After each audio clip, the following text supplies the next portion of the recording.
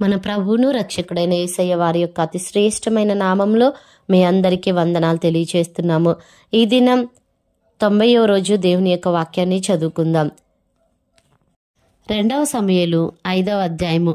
ఇశ్రాయేలు వారి సకల గోత్రముల వారు హెబ్రోనులో దావీదు నొద్దకు వచ్చి, చిత్తగించుము, మేము నీ ఎముకనంటిన వారము, రక్త సంబంధులము. పూర్వకాలమున సౌలు మా మీద రాజై ఉండగా నీవు ఇశ్రాయేలీలను నడిపించువాడవై ఉంటివి.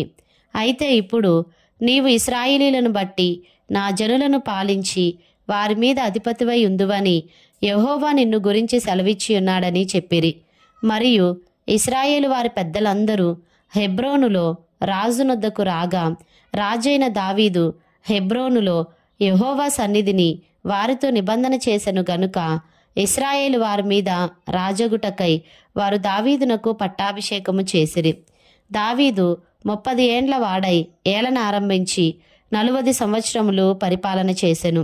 హెబ్రోనులో అతడు యూదా వారందరి మీద 7 సంవత్సరముల 6 మాసములు, యెరూషలేములో ఇశ్రాయేలు యూదాల వారి అందరి మీద 33 సంవత్సరములు పరిపాలన చేసెను.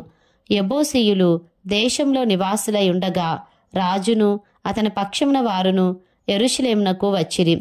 యెబూసీయులు దావీదు లోపలికి రాలేడని తలంచి, నీవు వచ్చిన ఎడల ఇచ్చటి గ్రుడ్డివారును కుంటివారును నిన్ను తోలివేతురని దావీదునకు వర్తమానము పంపియుండిరి. అయినను దావీదు పురమనబడిన సియోను కోటను దావీదు స్వాధీనపరుచుకొనెను. ఆ దినమున అతడు యెబూసీయులను హతము చేయి వారందరూ నీటి కాలువ పైకి వెళ్లి దావీదునకు హేయులైన గ్రుడ్డివారిని కుంటివారిని హతము చేయవలని చెప్పెను. అందును బట్టి గ్రుడ్డివారును కుంటివారును ఉన్నారు, అతడి ఇంటిలోనికి రాలేడని సామెత పుట్టెను. దావీదు ఆ కోటలో కాపురముండి దానికి దావీదు పురమను పేరు పెట్టెను. మరియు మిల్లో నుండి దిగువకు దావీదు ఒక ప్రాకారమును కట్టించెను. దావీదు అంతకంతకు వర్ధిల్లెను. సైన్యములకు అధిపతియగు యెహోవా అతనికి తోడుగా ఉండెను. తూరు రాజగు హీరాము దోతలను, దేవదారు మ్రానులను, వడ్రంగులను, కాసెపని వారిని పంపగా వారు దావీదు కొరకు ఒక నగరిని కట్టిరి.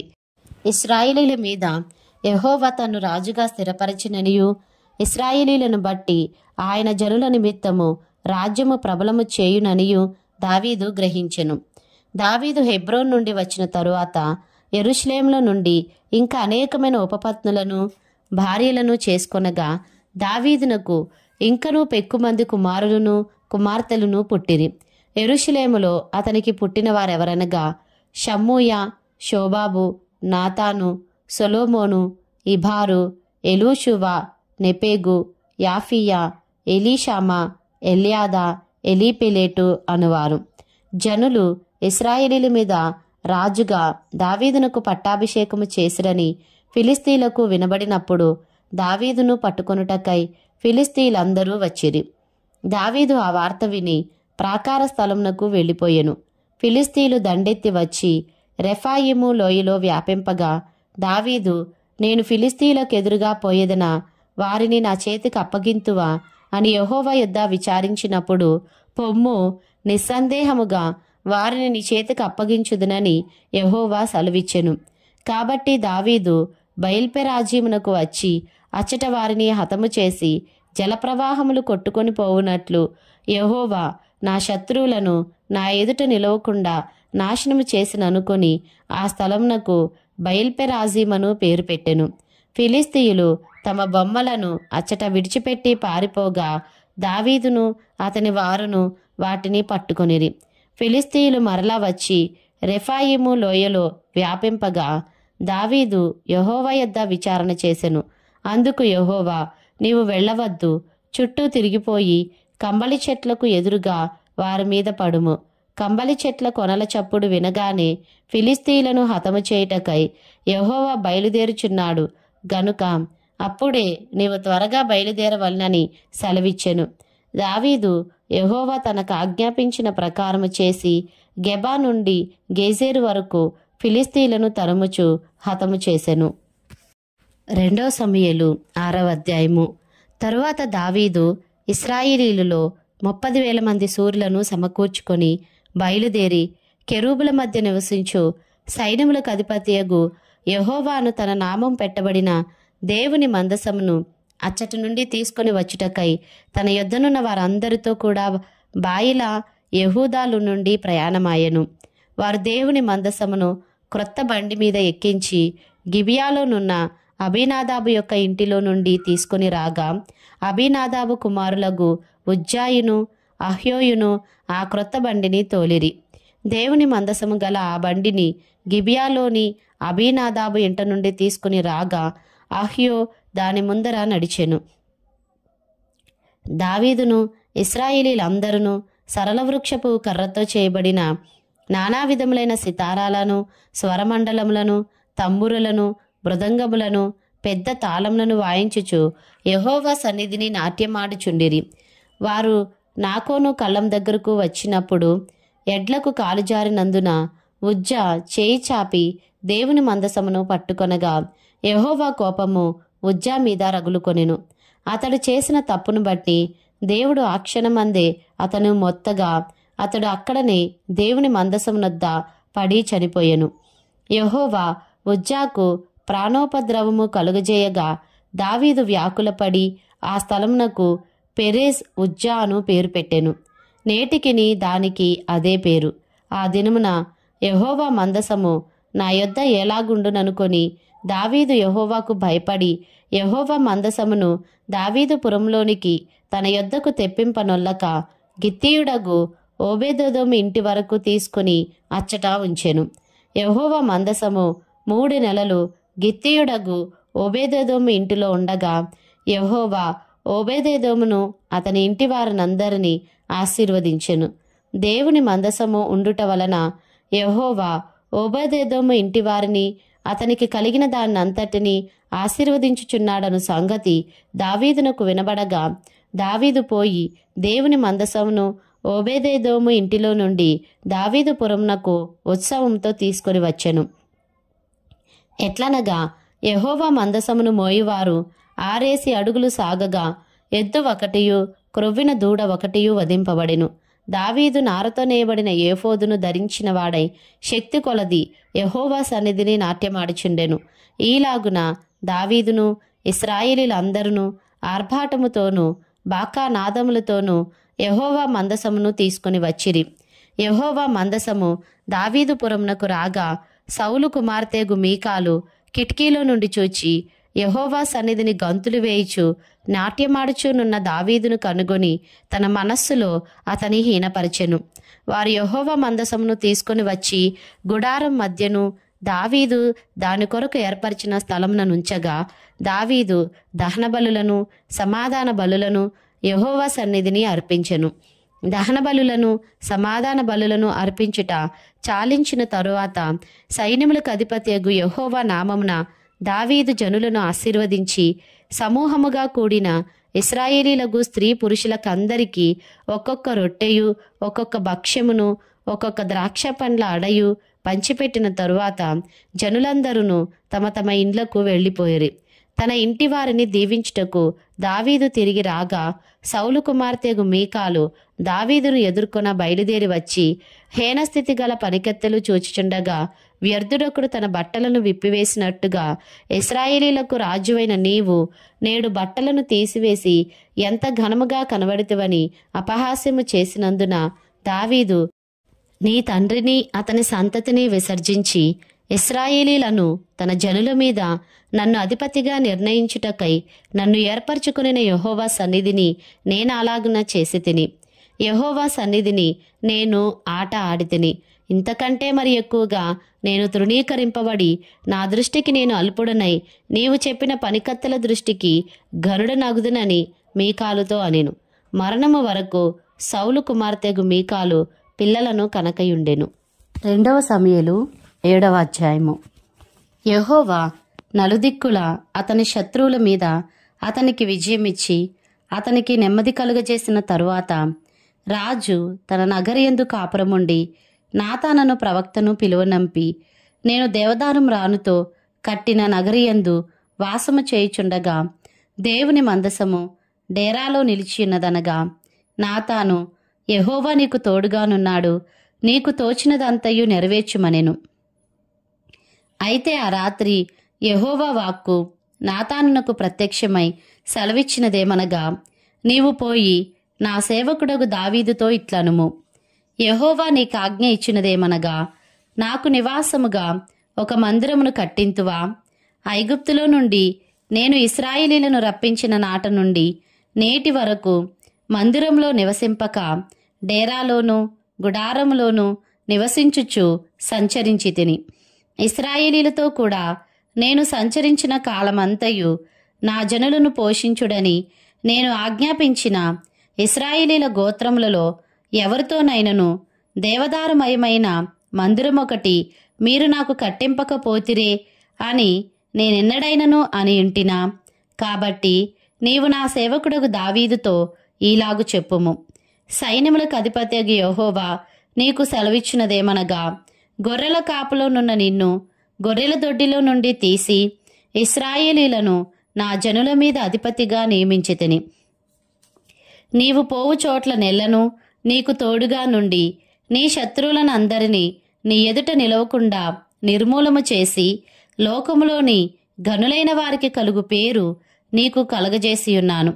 మరియు ఇశ్రాయేలీలను నా జనులు ఇకను కదిలింపబడకుండా తమ స్వస్థలమందు నివసించున్నట్లు దానియందు వారిని నాటి, పూర్వము ఇశ్రాయేలీలను నా జనుల మీద నేను న్యాయాధిపతులను నియమించిన తరువాత జరుగుచూ వచ్చినట్లు దుర్బుద్ధిగల జనులు ఇకర్ను వారిని కష్టపెట్టకయుండునట్లుగా చేసి నీ శత్రువుల మీద నీకు జయమిచ్చి నీకు నెమ్మది కలుగజేసియున్నాను.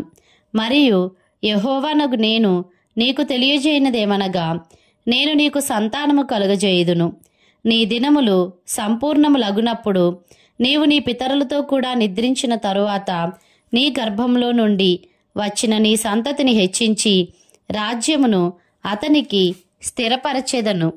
అతడు నా నామ ఘనత కొరకు ఒక మందిరమును కట్టించును. అతని రాజ్య సింహాసనమును నేను నిత్యముగా స్థిరపరచెదను. నేనతనికి తండ్రినై యుందును, అతడు నాకు కుమారుడై యుండును. అతడు పాపము చేసిన ఎడల నరుల దండముతోనూ మనుషులకు తగులు దెబ్బలతోనూ అతని శిక్షింతును గాని, నిన్ను స్థాపించుటకై నేను కొట్టివేసిన సౌలునకు నా కృప దూరమైనట్లు అతనికి నా కృప దూరము చేయను. నీ మట్టుకు నీ సంతానమును నీ రాజ్యమును నిత్యము స్థిరమగును, నీ సింహాసనము నిత్యము స్థిరపరచబడును అనెను. తనకు కలిగిన దర్శనం అంతటిని బట్టి ఈ మాటలన్నిటి చొప్పున నాతాను దావీదునకు వర్తమానము తెలియజెప్పెను.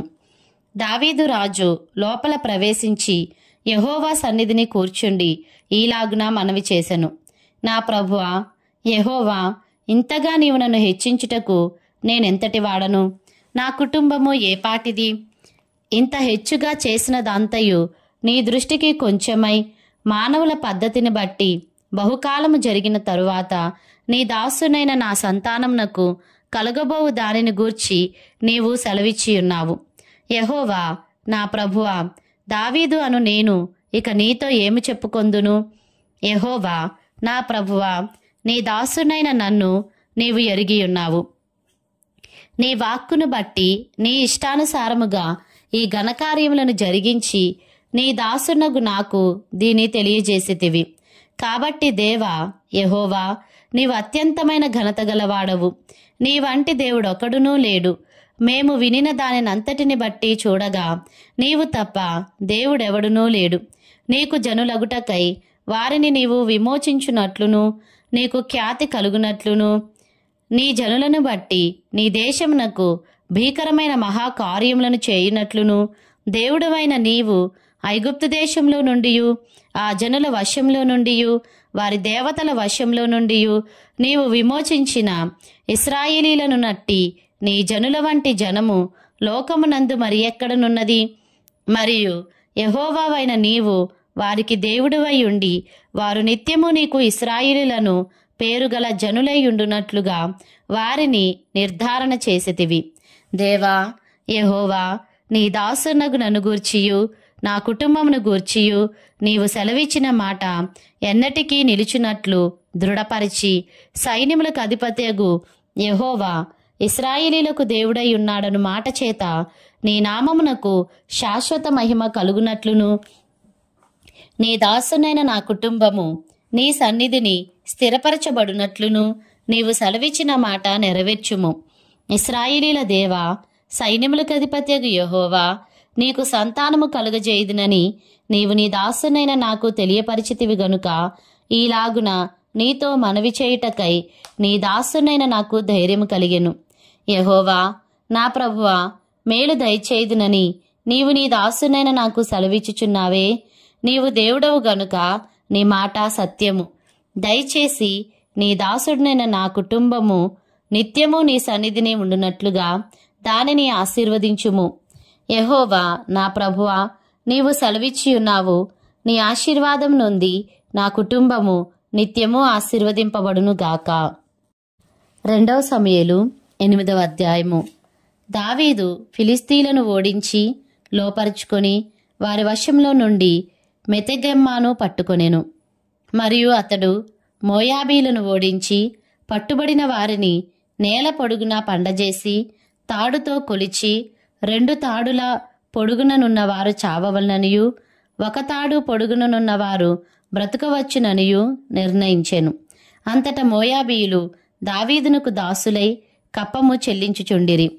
శోబా రాజును రెహోబు కుమారుడు నగు హదదెజెరు యూఫ్రటీసు నది వరకు తన రాజ్యమును వ్యాపింపజేయవలనని బయలుదేరగా దావీదు అతన్నోడించి అతని యొద్ద నుండి 1700 మంది గుర్రపు రౌతులను 20,000 కాల్బలమును పట్టుకొని వారి గుర్రములలో 100 ఉంచుకొని మిగిలిన వాటికి చీలమండ నరములను తెగవేయించెను.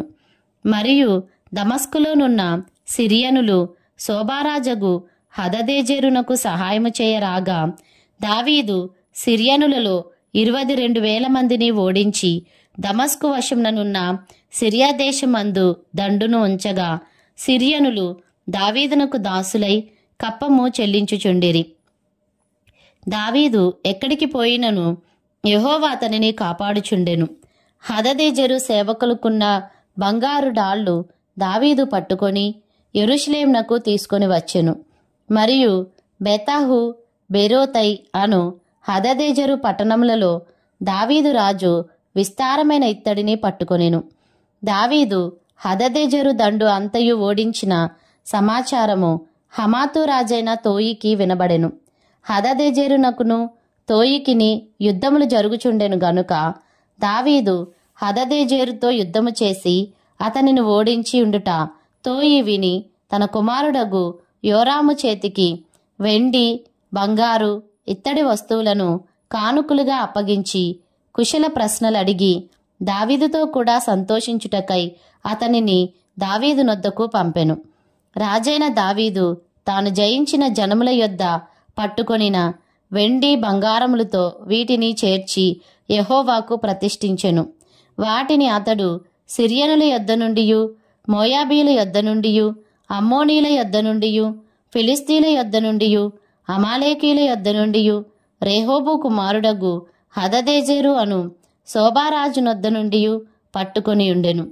దావీదు ఉప్పులోయలో సిరియనులగు 18,000 మందిని హతము చేసి తిరిగి రాగా అతని పేరు ప్రసిద్ధమాయెను. మరియు ఏదోము దేశమందు అతడు దండు నుంచెను. ఎదోమీయులు దావీదునకు దాసులు కాగా ఎదోము దేశమందంతటా అతడు కావలి దండుంచెను. దావీదు ఎక్కడికి పోయినను యెహోవా అతనిని కాపాడుచుండెను. దావీదు ఇశ్రాయేలీలందరి మీద రాజై తన జనులను అందరినీ నీతి న్యాయములను బట్టి ఏలుచుండెను. సెరూయా కుమారుడగు యోవాబు సైన్యమునకు అధిపతి అయి ఉండెను. అహీలూదు కుమారుడగు యెహోషాపాతు రాజ్యపు దస్తావేజుల మీద నుండెను. అహీటూబు కుమారుడగు సాదోకును అబ్యాతారు కుమారుడగు అహిమెలేకును యాజకులు. సెరాయా లేఖికుడు. యెహోయాదా కుమారుడగు బెనాయా కెరేతీయులకును పెలేతీయులకును అధిపతి. దావీదు కుమారులు సభాముఖ్యులు.